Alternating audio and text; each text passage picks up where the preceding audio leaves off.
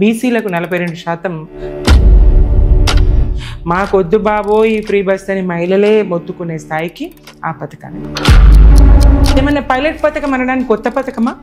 రైతు బంధు కొత్త పథకమా? ప్రజాపాలన కావన్నా farm house పాలన కావన్నా? Latest news updates కోసం ఇప్పుడే డౌన్లోడ్ చేసుకోండి మీడియా ఎఫెక్ట్స్ యాప్. తెలంగాణ 60 ఏళ్ల సుదీర్ఘ పోరాటం. భాషా ప్రయుక్త రాష్ట్రమైన ఆంధ్రప్రదేశ్ నుండి తెలంగాణ విభజన జరిగింది. తొలి ఉద్యమంలో 369 మంది మరణించారు. మలి ఉద్యమంలో 1200 మంది అమరులైనారు. ఇందులో మహిళల పాత్ర గణనీయమైనది. ప్రస్తుతం టీఎస్పీఎస్సీ మాజీ సభ్యురాలు, తెలంగాణ ఉద్యమకారిణి, బీఆర్ఎస్ పార్టీ నేత, మహిళా నేత శ్రీమతి సుమిత్ర ఆనంద్ గారు దూసరి మీడియాతో ముచ్చట్లు పెట్టడానికి ఇక్కడ ఉన్నారు. వీరు కూడా తెలంగాణ ఉద్యమంలో చాలా పోరాటం చేశారు. నమస్కారం మేడం. నమస్కారం అండి. ప్రస్తుతం తెలంగాణలో కాంగ్రెస్ పరిపాలన కొనసాగుతుంది. 9 ఏళ్ళు బీఆర్ఎస్ పరిపాలన జరిగింది. ఇప్పుడు రీసెంట్గా కులగణన సర్వే ఒకటి జరిగింది. అది విపరీతమైన వివాదాలకు వచ్చేసింది. ఇప్పుడు ప్రస్తుతం ఏంటి, ఇప్పుడు బీఆర్ఎస్ యొక్క ఆలోచన ఎలా ఉంది తెలంగాణ ప్రజల పట్ల? బీఆర్ఎస్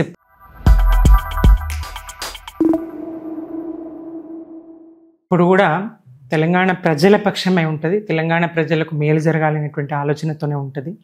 నిజమే, నాటి 369 మంది విద్యార్థుల మరణాలకు, ఈ మలిదశోద్యమంలో 1200 మంది విద్యార్థుల మరణాలకు కారణమైనటువంటి కాంగ్రెస్ ప్రధాన కారణం. మరి ఆ పార్టీ నుండి ఎలా మెడలు వంచి తెలంగాణ సాధించగలిగినరు మాన్య కేసీఆర్ గారు. మలిదశోద్యమంలో అన్నీ తానై ఉద్యమ దళపతిగా ముందుండి తెలంగాణను సాధించినటువంటి తెలంగాణను అన్ని రంగాల్లో దేశమే గర్వించే విధంగా, దేశమే ఇటు తలదిప్పి చూసే విధంగా అగ్రభాగంగా నిలపగలిగారు. అటువంటి తెలంగాణలో ఇప్పుడు ప్రస్తుతం ఈ కాంగ్రెస్ అధికారంలోకి రావడానికి అలవిగానటువంటి హామీలు ఇచ్చి, అలవిగానని కూడా కాదు, రకరకాల హామీలు, ప్రజల్ని వంచన మోసం చేయడానికి హామీలు ఇచ్చి కామారెడ్డి డిక్లరేషన్ పేరుతో బీసీలకు 42% స్థానిక సంస్థల్లో రిజర్వేషన్లు ఇవ్వబోతున్నామని ప్రకటన చేసింది. దానికి కట్టుబడి మరి ఆ రిజర్వేషన్లు ఇవ్వాలి అని చెప్పేసి, ఏదైతే దేశవ్యాప్తంగా బీజేపీ మత రాజకీయాలను అందిపుచ్చుకొని అధికారాన్ని హస్తగతం చేసుకుంటుందో అది గమనించినటువంటి రాహుల్ గాంధీ గారు దానికి విరుగుడు మందుగా కులాన్ని ఎంచుకున్నాడు. ఆయన కులాన్ని ఎంచుకొని కులగణన జరగాలి దేశంలో అనేటువంటి నినాదం తీసుకున్నాడు. సరే, ఇక్కడ కాంగ్రెస్ పార్టీ హామీ ఇచ్చింది కాబట్టి ఆ హామీ నిలబెట్టే దిశలో ప్రయత్నం జరగాలి, పోరాటం మరి అని ప్రజలు పోరాటం చేస్తూ ఉన్నారు. ముఖ్యంగా బీసీలు పోరాటం చేస్తూ ఉన్నారు. ఈ సందర్భంగా బీసీల పక్షాన బీఆర్ఎస్ పార్టీ ముందుంటుంది. కామారెడ్డి డిక్లరేషన్ను అమలు చేసే విధంగా తప్పకుండా బీఆర్ఎస్ పార్టీ పోరాడుతుంది. ఈ బీసీ కులగణనలో బీసీల లెక్క తగ్గించి చూపిన దాని మీద బీఆర్ఎస్ తీవ్ర అభ్యంతరాన్ని వ్యక్తం చేసింది. రీసర్వేకు డిమాండ్ చేస్తూ ఉంది. మీరు సర్వే ఏదైనా కానివ్వండి, జనాభా ఎంతనన్నా తెలియండి, అయితే సర్వే పూర్తయిన తర్వాత ఎన్నికలు జరపండి, లేదంటే కామారెడ్డి డిక్లరేషన్లో మీరు ఇచ్చినటువంటి మాటకు కట్టుబడి స్థానిక సంస్థల ఎన్నికల్ని నిర్వహించనేటువంటి ప్రధాన డిమాండ్తోని పోరాటాలకు, కార్యాచరణకు బీఆర్ఎస్ ముందుకొచ్చి ఇప్పుడు 9 ఏళ్ల పాలనలో బీసీల పట్ల బీఆర్ఎస్ యొక్క ఎలాంటి, ప్రధానంగా చెప్పాలంటే ఈ 9 ఏళ్ల పాలనలోనే బీసీలలో విపరీతమైనటువంటి రాజకీయ చైతన్యం. ఎప్పుడైనా యాచించే స్థాయి నుంచి శాసించే స్థాయికి ఎదగాలంటే ఆర్థికంగా బలపడి ఉండాలి. రాజకీయ అధికారాలను అందిపుచ్చుకోవాలంటే ఆర్థికంగా నిలదొక్కుని ఉండాలి. బీసీలది అంతవరకు మనుగడ కోసం పోరాటం, కేవలం బతకడం కోసమే పోరాటం. ఇంకా వాళ్ళకు రాజకీయ అవకాశాల కోసం వాళ్ళు పోరాడే స్థితి తక్కువ. సంపన్న వర్గాలు లేదా అగ్రకులాలతో పోటీ పడేటువంటి పరిస్థితి తక్కువ. ఇట్లాంటి సందర్భంలో కేసీఆర్ గారు చేసినటువంటి పథకాలు ఏవైతే ఉన్నాయి, గ్రామీణ స్థాయిలో అయితేంది, రకరకాలుగా ఇవాళ బీసీ కులాలు, ప్రధానంగా బీసీలంతా వ్యవసాయం ఆధారపడి, వ్యవసాయం మీద వ్యవసాయ ఆధార పరిశ్రమల మీద ఆధారపడి బతికే వాళ్ళు. మరి వ్యవసాయానికి వెన్నుదన్నుగా నిలబడి కేసీఆర్ గారు 24 గంటల ఉచిత కరెంట్ ఇచ్చి, అదేవిధంగా పెట్టుబడి సాయం అందించి, రైతు బంధు ఇచ్చి, ఇంకా ఎరువులు విత్తనాలు సకాలంలో అందించి నీరు అందించి అన్ని రకాలుగా రైతుకు వెన్నుదన్నుగా కేసీఆర్ గారు నిలబడ్డారు. ఆ రకంగా రైతుల, ప్రధానంగా అందరు రైతులు, అందులో ప్రధానంగా వ్యవసాయం మీదనే ఆధారపడ్డటువంటి బీసీలు కొంత ఎదిగినారు, ఆర్థికంగా నిలదొక్కున్నారు. అట్లాగే ఇంకా ఇతరత్ర వృత్తులు, చేపల పెంపకం, చెరువుల్లో చేప పిల్లలను ఇది చేసి చేపల పెంపకంతో, అలాగే ఇంకా మత్స్యకారులు ఆ రకంగా, పద్మశాలీలకు, వాళ్లకు, గీత కార్మికులకు, ఒక్క రంగం అని కాదు, ఒక కులం అని కాదు, ఎవరైతే బడుగులు బలహీన వర్గాలు ఉన్నారో, బీసీలు ఉన్నారో వాళ్ళకు అన్ని విధాలుగా వెన్నుదన్నుగా నిలబడ్డటువంటి పార్టీ బీఆర్ఎస్. కాబట్టి రాజకీయ చైతన్యం వచ్చింది వాళ్ళలో, వాళ్ళు ఆర్థికంగా కుటుంబాల పరంగా ఎదిగినరు, వాళ్ళు పోరాటం నేర్చుకున్నారు. ఆ స్పృహ రావడానికి ప్రధానంగా ఈ బీసీలకు స్పృహ రావడానికి బీఆర్ఎస్ఏ కారణం. అయితే మేడం, ఇప్పుడు గత ఏ సర్వేలో అయినా సరే బీసీ జనాభా దాదాపు 56% వరకు ఉన్నట్టుగా ఉన్నది చరిత్రలో. ఇప్పుడు కొత్తగా వీరు పాపులేషన్ బ్రేక్ డౌన్ చేశారు, బీసీ జనాభాని తగ్గించి చూపించారు, దాదాపు 10% జనాభా తగ్గించి చూపించారు. ఇది ఏ నీతికి, కాంగ్రెస్ యొక్క ఏ నీతికి నిదర్శనం? ఇది అవన్నీ ఏమో కాకి లెక్కలు తప్ప కార్యాచరణకు సంబంధించిన లెక్కలైతే కావు. ఈ పని జరగాలని చేసిన లెక్కలైతే కావు.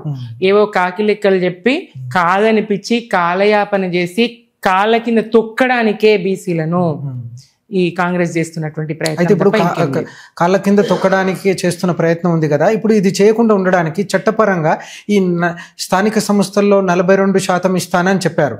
దాన్ని చట్టపరంగా చేసే అవకాశం ఉన్నది, కానీ అది కాంగ్రెస్ చేస్తుందా, బీఆర్ఎస్ సపోర్ట్ చేస్తుందా?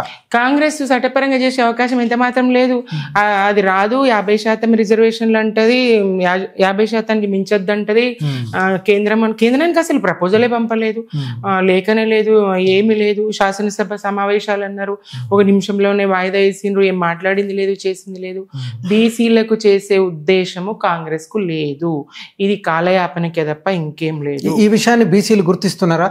సామాన్య బీసీ ఓటరు తన నిర్ణయాన్ని ఓటు మీద ఉంది కదా, ఇప్పుడు కాంగ్రెస్ ఈ విధంగా మోసం చేస్తుంది బీసీలను అనేది బీసీ సామాన్యుడు, ఓటరు సామాన్యుడు గుర్తిస్తున్నాడా? 100% బీసీఏ కాదు, అందరికీ అర్థమవుతుంది, స్పష్టంగా అర్థమవుతున్నది కాంగ్రెస్ చేస్తున్నటువంటి ఈ కుటిలము, ఈ ఎత్తుగడ, ఈ వ్యూహము అని వాళ్ళు అనుకుంటున్నారు, కానీ ప్రజలకు ఇట్టే తెలిసిపోతున్నది. ఎట్లా బీసీల జనాభా తగ్గుతుంది? బీసీల జనాభా మాత్రమే ఎందుకు తగ్గుతుంది? ఎట్లా బీసీలు, కరోనా వస్తే ఒక బీసీలకే వస్తుందా? లేదు. కుక్కలు బీసీల ఇళ్లలోనే ఉంటాయా? కొందరు అసలు జనగణనే సరిగా జరగలేదు. మీరు కులగణన అని చెప్పాలి కదా, అంత పెద్ద లిస్ట్ ఇచ్చి 72-71 దాంట్లతోని నీకు కారు ఉందా, నీకు స్కూటర్ ఉందా, నీకు వాళ్ళు భయపడి జనాలు అసలు కొంతమంది స్పందించనే లేదు. కేసీఆర్ గారు చేసినటువంటి సమగ్ర కుటుంబ సర్వే సరైన సర్వే. ఎక్కడెక్కడో ఉన్న వాళ్ళందరూ వచ్చి 100% వాళ్ళ కుటుంబ వివరాల్ని అందజేసిండ్రు. ఆ సర్వేని కాదని మళ్ళా మీరు ఇంత సమయం వెచ్చించి ఒక డెడికేషన్ కమిషన్ వేసి ఆ కమిషన్కి అప్పగించకుండా మీరు చేసి ఏమంటారు చూడండి, ఏమి ఇది ఏ పని కూడా కొండంత రాగం తీసి అంటారు చూడండి, అట్లా ఉంది. అయితే ఇప్పుడు కొండని దవ్వి వీళ్ళు ఎల్కన్ కాదు, ఒక వెంట్రుకని కూడా పట్టలేదు. అయితే మేడం, ఇప్పుడు కాంగ్రెస్ కు జవాబుగా, ఈ కులగణన సర్వేకి జవాబుగా ఇప్పుడు సమగ్ర కుటుంబ సర్వే బీఆర్ఎస్ చేసింది కదా, అది పూర్తి స్థాయిలో బయట పెట్టలేదు. ఇప్పుడు బయట పెట్టొచ్చు కదా అవకాశం. ఇప్పుడు రిలీజ్ చేసింది కాంగ్రెస్ అధికార వెబ్సైట్ లోంచి, ప్రభుత్వ అధికార వెబ్సైట్ లోంచి ఆ కులగణన సర్వేకి సంబంధించిన సమాచారాన్ని అంతా డిలీట్ చేసింది. ప్రజలకు బీఆర్ఎస్ చేసినటువంటి మంచి పనులు చరిత్రలకు ఎక్కద్దని బీఆర్ఎస్ కాలం నాటి డాటా అంతా డిలీట్ చేసే పనిలోనే ఉంది. ఏదైనా మంచి చేస్తుందా తెలంగాణ కంటే మంచి చేసే దాఖలా బీఆర్ఎస్ చేసినటువంటి మంచిని ప్రజలు ఎక్కడ గుర్తుంచుకుంటారు అనేటువంటి కుట్రతోని ఈ డాటా డిలీట్ చేసేసింది. అయినప్పటికీ నువ్వు ఏ వివరాలతో సంబంధం లేకుండా కామారెడ్డి డిక్లరేషన్ ప్రకారం ఇస్తా అని చెప్పింది ఎట్లా జనాభా తగ్గుతుంది? అది కదా ఇప్పుడు ప్రజలు బీసీలు డిమాండ్ చేస్తా ఉన్నారు. తర్వాత మేడం, ఇప్పుడు మెడికల్ సీట్స్లో బీసీ కోటా తగ్గించారని ఒక ఆరోపణ వచ్చేసింది. ఇది ఒక కొత్త రకం మోసం. ఇప్పుడు బీసీల పట్ల కొత్త రకం మోసం ఎందుకు చేస్తున్నాడు రేవంత్ రెడ్డి? ఇదంతా దృష్టి మళ్లించే చర్య, ఇంకా అణగారిన వర్గాలను అణగారినట్టుగానే ఉంచే చర్య. బీసీ బంద్ చేసిండు, విద్యార్థుల కోటా దాని మీద నాకు పూర్తి సమాచారం అయితే లేదు. అయినప్పటికీ సమస్త ప్రజానికానికి, ఒక బీసీలకనే కాదు, తెలంగాణ ప్రజానికానికి తీవ్రమైనటువంటి నష్టం చేస్తున్నటువంటి పార్టీ నాటి 60 ఏళ్ల గోసకు కారణం. ఈ నిన్నటి 14 నెలల పాలనలో కూడా మళ్ళీ ఇదే చేస్తాం. కాంగ్రెస్ పార్టీ తెలంగాణకు నాడైనా నేడైనా చేసింది ఏమీ లేదు. ఇప్పుడు కూడా నష్టమే చేస్తాం. తెలంగాణ ప్రజానికానికి అందరికీ కూడా నష్టమే చేస్తాం. అదే ఇప్పుడు కులగణన సర్వేలో తెలంగాణ జనాభా 3.7 కోట్ల జనాభా ఉంటే కేవలం సర్వేలో 3.54 మంది మాత్రమే పాల్గొన్నట్టుగా వాళ్ళు రిపోర్ట్ ఇచ్చారు. ఎందుకు పాల్గొనలో గురించి ఎందుకు పక్కన పెట్టారు? ఏంటిది మతలబ్? అసలు అన్ని ఇళ్లలోకి వెళ్ళలేదు, అన్ని ఇళ్లలోకి వెళ్ళే ప్రయత్నం చేయలేదు. ప్రభుత్వ ఉద్యోగులకు కాకుండా ప్రైవేట్ వ్యక్తులకు ఇచ్చారు. మా ఇంటికి ఒక ప్రైవేట్ వ్యక్తి వచ్చింది. తను మరి మీరేంటి ఐడి కార్డ్ ఏది, ఎట్లా వివరాలు ఇవ్వాలి, ఆయన రేవంత్ రెడ్డి గారు అన్నారు కదా, ఎవడు పడితే వాడి ఇంటికి వచ్చి వివరాలు అడిగితే ఎట్లా ఇస్తామని చెప్పిండు కదా సమగ్ర కుటుంబ సర్వే చేసినప్పుడు. దాన్ని దృష్టిలో పెట్టుకొని నేను వివరాలు అడిగాను. తాను ఇంజనీరింగ్ స్టూడెంట్ అని చెప్పేసి తన ఐడి కార్డుని చూపించిండు, తన ఇది చూపించిండు. ఇట్లా సరైన వ్యక్తులను పంపక, సమయం తీసుకోక, రకరకాల కారణాలు ప్రజల్ని భయపెట్టి రేషన్ కార్డులు రద్దవుతాయని, ప్రతి వివరాలు చెప్పాల్సి వస్తుందని అట్లా కొంతమంది, భయంతో కొంతమంది ఇది చేస్తే వీళ్ళు ఏం చెప్తా ఉన్నారు, దానికి కారణం సాకేం చెప్తా ఉన్నారు, కొంతమంది కుక్కలను వదిలిండ్రు అని. కుక్కలు బీసీల ఇళ్లలోనే ఉంటాయా? అందరి ఇళ్ళ బీసీల జనాభానే మాత్రం తగ్గితే మొత్తం జనాభా తగ్గి చూపించాలి. బీసీల జనాభానే తగ్గి చూపించడంలో కుట్ర ఏంటి, ఆంతర్యం ఏంటి, ఎట్లా బీసీలను మోసగిస్తుంది ఈ కాంగ్రెస్? ఇది ప్రశ్న. ఇవాళ చింతపండు నవీన్ గారు వచ్చి ఆయన చెప్తారు 4 సంవత్సరాల్లో రాబోయేది బీసీ రాజ్యం, ఈయన్నే రెడ్డి చివరి ముఖ్యమంత్రి అని చెప్తాడు. అయ్యా నవీన్ గారు, మల్లన్న గారు, ఇంకా 4 సంవత్సరాలు ఎందుకు ఆగాలండి? ఇప్పుడు లేదా అవకాశం? కాంగ్రెస్ చరిత్రలో ఉన్నదే కదా, 6 నెలలకో ముఖ్యమంత్రి, సంవత్సరానికో ముఖ్యమంత్రిని మార్చే ఆనవాయితీ ఉన్నది కదా, మరి మార్చండి, ఇప్పుడే పెట్టండి, మీరే తీసుకోండి అవకాశాన్ని. ఎవరు వదిలిన బాణం మీరు బీసీలను హైజాక్ మీరే, బీసీలకు 42% అని డిక్లరేషన్ లో చెప్తారు మీరే అసమగ్రంగా ఏది కులగణన సర్వే చేస్తారు. రాహుల్ గాంధీ గారు చెప్పిండ్రు కాబట్టి మేము చేసినామని చెప్తారు, మేమేదో ఉద్ధరించినామని చెప్తారు బీసీలను. ఇదా సంఖ్య తగ్గించి బీసీలకు అన్యాయం చేసి ఇదా ఉద్ధరణ? పెరగాలి కదా సాధారణంగా. 10 సంవత్సరాలు 14లో సమగ్ర కుటుంబ సర్వే అయింది, 24, 25లో పెరగాలి కదా. 10 పెరగకుండా తగ్గించి ఎట్లా చూపిస్తారు? మీరు చేస్తున్న మోసం ఎంత బీసీలకు? ఇది ప్రతి చిన్నపిల్లలకు అర్థమయ్యే విషయం, బీసీల దాకెందుకు? అంత అమాయకంగా రాజకీయ చైతన్యం వచ్చింది, తెలంగాణ ఉద్యమంలో పాల్గొన్నారు, సబ్బండ వర్గాలు పాల్గొన్నాయి, కులాల వారిగా, వృత్తుల వారిగా సమస్త వర్గాలు భాగస్వామ్యం చేసి కేసీఆర్ గారు వాళ్ళని చైతన్యపరిచింది. ఆ స్పృహ సోయి అందరిలో కలిగింది. ఎట్లా నష్టపోయినాం, కాంగ్రెస్ ఎట్లా మోసం చేసింది అనేది తెలిసింది. మరి ఇంత జరిగినాక మిమ్మల్ని ఇంకా విశ్వసిస్తారనేటువంటి భ్రమలో అయితే ఉండొద్దు. నవీన్ గారిని ఎవరు పంపితే వచ్చిండు, ఎవరు వదిలిన బాణం అనేది, రేవంత్ రెడ్డి గారు వదిలిన బాణం అనేటువంటిది తెలంగాణ ప్రజలకు స్పష్టమవుతుంది. బీసీల పక్షాన నీ నాయకత్వాన్ని తెలంగాణ బీసీలు విశ్వసించరు. మరి ఒకవేళ అయితే గీతే మరి ఏమన్నా పర్మనెంట్ 5 సంవత్సరాలు బాండ్ పేపర్ మీద రాయలేదు కదా రేవంత్ రెడ్డి గారే ముఖ్యమంత్రి అని, మీరు మరి మార్చండి. బీసీకి ఇప్పుడే అవకాశం, చిత్తశుద్ధి నిరూపించుకోండి. ఆ తర్వాతనే కులగణనకు సంబంధించి కానీ రిజర్వేషన్లకు సంబంధించి కానీ మాట్లాడండి. తర్వాత బీసీల జనాభా తగ్గించి చూపించడం వలన అంటే ప్రభుత్వ పథకాల్లో కానీ లేకపోతే ఉద్యోగాల్లో కావచ్చు లేదా రాజకీయ రిజర్వేషన్లో కావచ్చు ప్రభావం చూపుతుంది. ఈ విషయం పట్ల బీసీల యొక్క చైతన్యం ఏ మేరకు ఉన్నది? తప్పకుండా నష్టం జరుగుతుంది. ఈ కాకి లెక్కలతోని, ఈ తగ్గించి చూపించినటువంటి లెక్కలతోని తప్పకుండా బీసీలకు అన్యాయం జరుగుతుంది, నష్టం జరుగుతుంది. అంగీకరించరు ఈ కులగణను బీసీలు అంగీకరించరు. ఇంకొక వింత తెలుసా మీకు? ఇందులో క్రిస్టియన్లు అసలు 1% కూడా చూపించలేదు. తెలంగాణలో క్రిస్టియన్లు లేరట. ఇది పరిస్థితి. దీన్ని బట్టి ఈ కులగణన ఎంత మేరకు మరి సరైంది, ఎంత మేరకు విశ్వసనీయత కలిగింది, నిబద్ధత కలిగిందో అర్థం చేసుకో. మరి ఇది ఇప్పుడు ఎలాగో విమర్శలు వచ్చేసాయి, దీన్ని ఏ ప్రమాణంగా చేసినట్టు ప్రభుత్వం? దీనికి ఏ ప్రమాణాలకు అనుగుణంగా చేసినట్టు? ఏ ప్రమాణాలు లేవు, కాలయాపన తప్ప ప్రమాణాలు లేవు, ఏమీ లేవు. ఇప్పటికే 14 నెలలు గడిచింది. ప్రజల్ని దృష్టి మళ్ళిస్తూ ప్రతి 15 రోజులకు వారం రోజులకు ఒక అంశాన్ని ముందర పెడతారు. పాలన వైఫల్యాన్ని గప్పిపుచ్చుకుంటారు, ప్రజలకు ఇచ్చినటువంటి హామీలను ఎగవేస్తారు. ఎగవేతల సర్కారు కాంగ్రెస్ అంటే, ఎగవేతల సర్కారు. సరే, మీరు ఇచ్చినటువంటి 420 హామీలను పక్కన పెట్టినా, మీరు ఇచ్చినటువంటి 6 గ్యారంటీలను పక్కన పెట్టినా, కేసీఆర్ గారు ప్రారంభించినటువంటి ప్రజా సంక్షేమ, రైతు సంక్షేమ, విద్యార్థి సంక్షేమ, తెలంగాణ సంక్షేమ పథకాలను మీరు ఎందుకు కొనసాగించరు? ఇవాళ దేశానికి అన్నం పెట్టే స్థాయికి ఎదిగినటువంటి రైతు వెన్నెందుకు విరుస్తుంది కాంగ్రెస్? బిచ్చమిస్తాడా కేసీఆర్? మేము వచ్చి 15,000 ఇస్తాం, 10,000 బిచ్చమా? 2 పంటలకు ఎట్లా ఇస్తాడు? 3 పంటలకు ఇవ్వాలి కదా.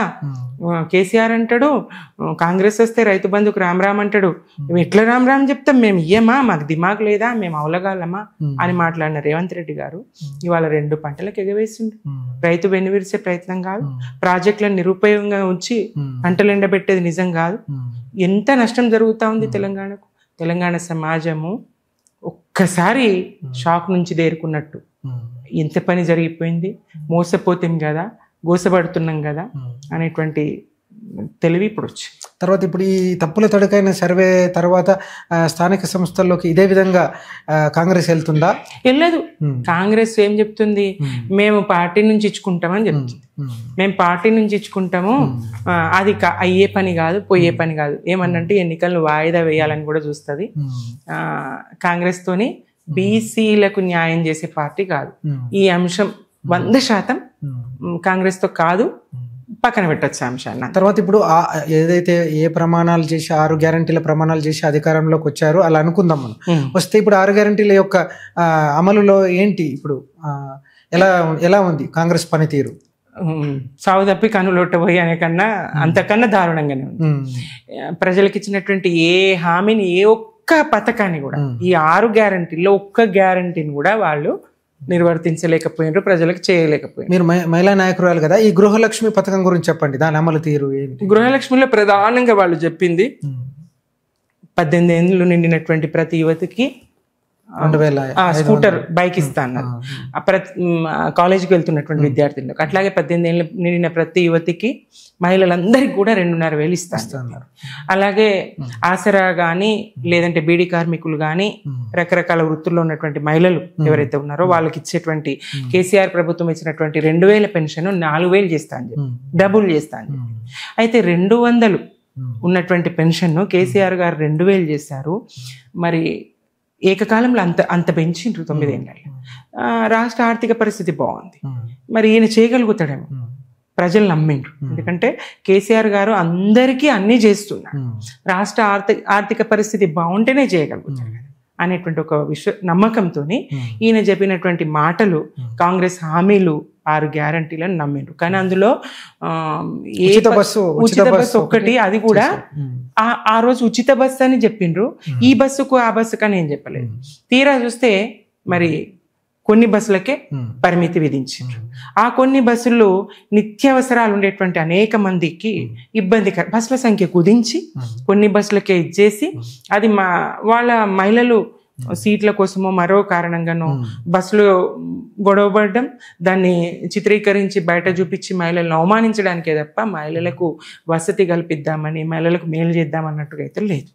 మాకొద్దు బాబో ఈ ఫ్రీ బస్ అని మహిళలే మొత్తుకునే స్థాయికి ఆ పథకాన్ని తీసుకుపోతారు. తర్వాత ఈ రైతు భరోసా అనే రెండో పథకం ఉంది, 15,000 నుంచి 12,000 మార్చారు. సో దాని గురించి అసలు మొదటికే మోసం తీసుకొచ్చాడు. 15,000 నుంచి 12,000 ఇస్తా అని బిచ్చమా కేసీఆర్ ఇచ్చేదని చెప్పేసి, సరే 12,000లో 6,000 ఇస్తాను, అది మీనం మేషం లెక్క పెట్టి సంక్రాంతికి ఇస్తామని, తర్వాత ఎన్నడు 26 జనవరి నాడు ఇస్తామని, ఈరోజు సెలవు కాబట్టి అర్ధరాత్రి నుంచి టకీమని మీకు మెసేజ్లు వస్తాయి. రైతులందరికీ ఏకకాలం అంటే కాంగ్రెస్ భాషలో, రేవంత్ రెడ్డి గారి భాషలో దపదపాలుగా కొనసాగుతూ ఉంటది అన్నమాట. బిచ్చంలాగానే చెప్పాలంటే రైతులను ఏమనుకుంటున్నాడు? ముందు ఎకరం లోపు రైతులకు, ఆ తర్వాత మండలానికి అదేమన్నా పైలట్ పథకం అనడానికి కొత్త పథకమా? రైతు బంధు కొత్త పథకమా? కాదు కదా. పైలట్ పథకం అని ఎట్లా ప్రారంభిస్తారు? పైలట్ పథకం ఎందుకు ప్రారంభిస్తారు? ఆ మాత్రం అవగాహన లేదా? మండలానికి చిన్న గ్రామం తీసుకొని ఆ గ్రామంలో ఎకరం లోపున్న రైతుకేసి ఇప్పుడు 2 ఎకరాల వరకు వేసినామని, మరి ఒక మాట చెప్పండి ఇప్పుడు తెలంగాణ సమాజానికి. మీరు ఎన్ని ఎకరాల వరకు ఇవ్వదలుచుకున్నారు? ఎప్పటిలోగా మార్చి 23 పెట్టిండండి గడువు. కోతల సమయమా? మీరు పంట విత్తాల్సిన సమయంలో ఇచ్చేది దున్నంగా ఇయ్యాల్సింది దుల్పంగా అప్పుడు ఇస్తారా? ఎంతవరకు న్యాయం అది? రైతులు ఎట్లా, వాళ్ళ పెట్టుబడి పరిస్థితి ఏంటి? వాళ్ళ పంట చెల్లని వాళ్ళ పచ్చగా కలకలన్నటువంటి బీఆర్ఎస్ హయాంలో బీళ్ళన్నీ పచ్చని పంట చేళ్ళు అయినాయి. ఇవాళ మళ్ళా పచ్చని పంట చేళ్ళు బీడువారే పరిస్థితి ఎందుకు తీసుకొస్తున్నాం? ప్రశ్నిస్తే తెలంగాణ సమాజం, అడుగుతే తెలంగాణ సమాజం. రైతు ఏడ్చినటువంటి రాజ్యం ఏది బాగుపడ్డది లేదు. తర్వాత మేడం ఇప్పుడు ఇందిరమ్మ ఇండ్ల విషయాలకు వస్తే 5 లక్షల భరోసా ఒకటి ఇచ్చారు. తర్వాత ఉద్యమకారులకి, అమరులైన వారికి 250 గజాల స్థలం ఇస్తారన్నారు. దాని గురించి చెప్పండి. ఇందిరమ్మ ఇండ్లు ఏడ ఒక ఇల్లు ఇంతవరకు గడితే కదా, ఒక ఇల్లు కట్టింది లేదు. ఒక్క లబ్ధిదారునికి 14 నెలల్లో ఇస్తా అన్న 5 లక్షలు ఇచ్చింది లేదు. ఒక్క లబ్ధిదారుడికి ఒక్క ఇల్లు పునాది తీసింది కూడా లేదు. కనీసం ఒక ఇంటికి పునాది తీసిలేదు. ఒక్క లబ్ధిదారునికి ఒక 5 లక్షలు ఇచ్చింది లేదు. బీఆర్ఎస్ కట్టినటువంటి లక్షలాది ఇండ్లను, డబుల్ బెడ్రూమ్ ఇండ్లకు 3 రంగులేసి వాటినే ఇందిరమ్మ ఇండ్లని ఎట్లా చెప్తూ?